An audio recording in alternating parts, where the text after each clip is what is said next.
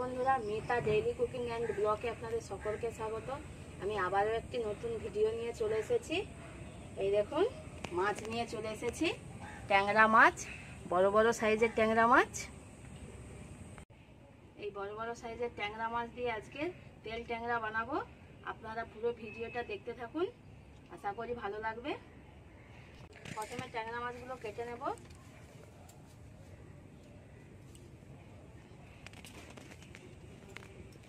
একদম নদীর টাটকা মাছ।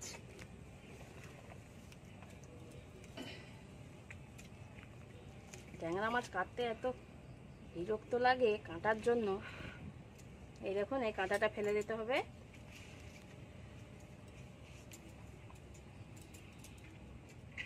একটু ছাই লাগবে, মা ছাই দাও তো ওদিক থেকে।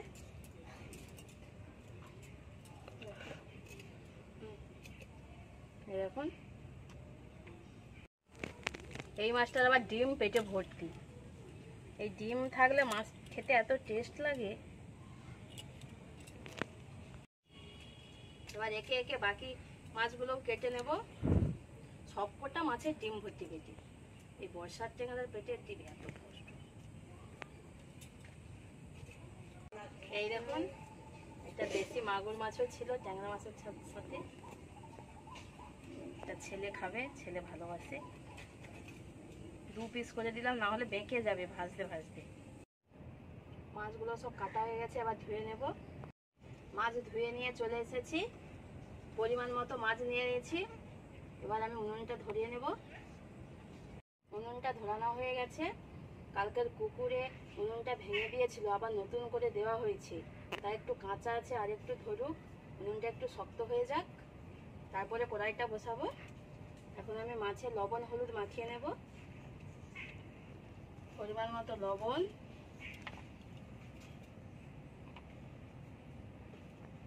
হলুদ গুঁড়ো,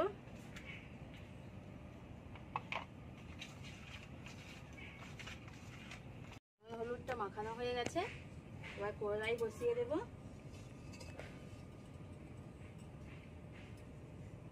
কড়াই গরম হয়ে গেছে, এবার দিয়ে দেবো সরষের তেল।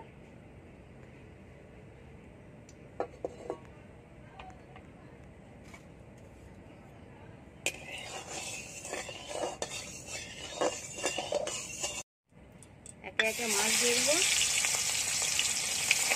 ট্যাংরা মাছ খুব কাছে, একটু সাবধানে ভাজতে হবে।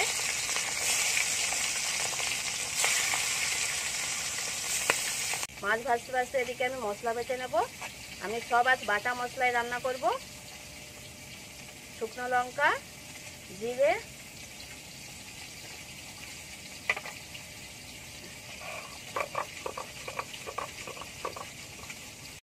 মশলা বাটতে বাটতে এদিকে মাছটা উল্টে নেব।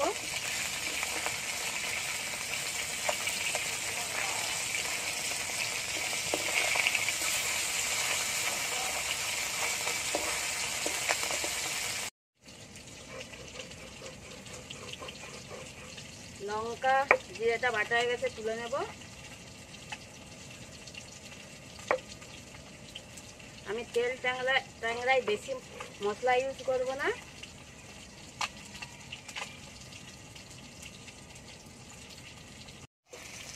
মাছটা ভাজা হয়ে গেছে, তুলে নেব।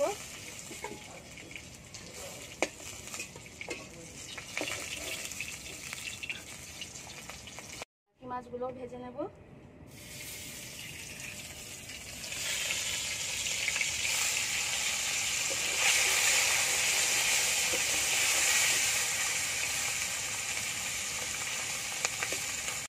এবার সর্ষেটা বেটে নেব।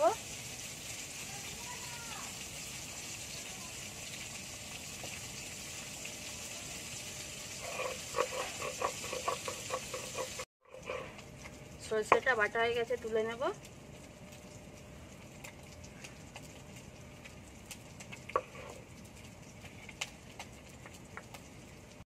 এই মাছগুলো ভাজা হয়ে গেছে, তুলে নেব। আমি যেহেতু তেল ট্যাংরা করব, তাই ট্যাংরা মাছে একটু তেলটা বেশি লাগবে। আর একটু কড়াই দিয়ে দেবো তেল।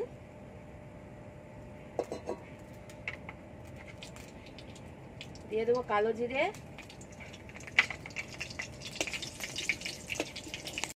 দেবো কুচনো টমেটো,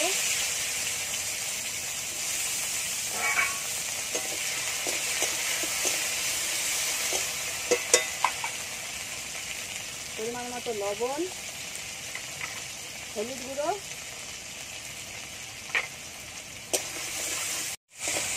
টমেটোটা ভালো করে নরম হয়ে গেছে। দিয়ে দেবো গোটা লঙ্কা, জিরে বাটা, ভালো করে কষিয়ে নিতে হবে। টমেটো থেকে যেহেতু অনেক জল উঠেছে, তাই আমি মশলা কষানোর জন্য আর কোনো জল ব্যবহার করছি না, এতেই মশলা কষানো হয়ে যাবে। এই দেখুন মশলা থেকে তেল ছেড়ে গিয়েছে। এবার দিয়ে দেবো মশলা ধোয়া জল, আর একটু জল লাগবে।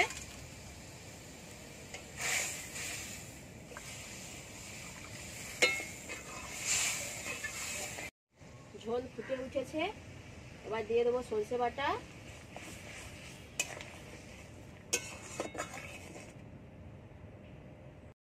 দিয়ে দেবো ভেজে রাখা মাছ।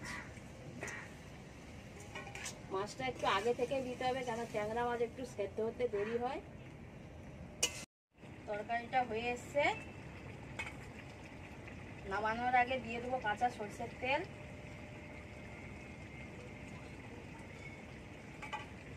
একটু নাড়াচাড়া করে নামিয়ে দেব। এবার নামিয়ে নেব।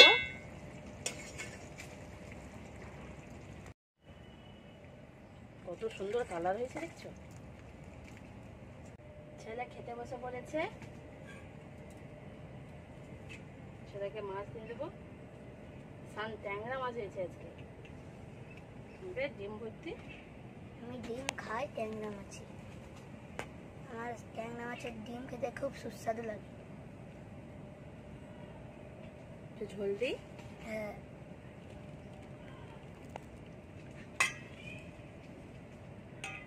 আর একটা নে। হ্যাঁ,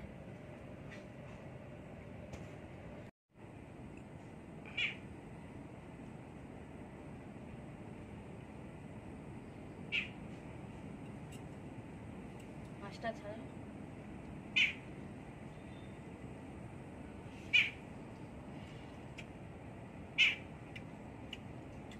কেমন হয়েছে? দারুণ হয়েছে খেতে। ঝাল হয়েছে? ঝাল না,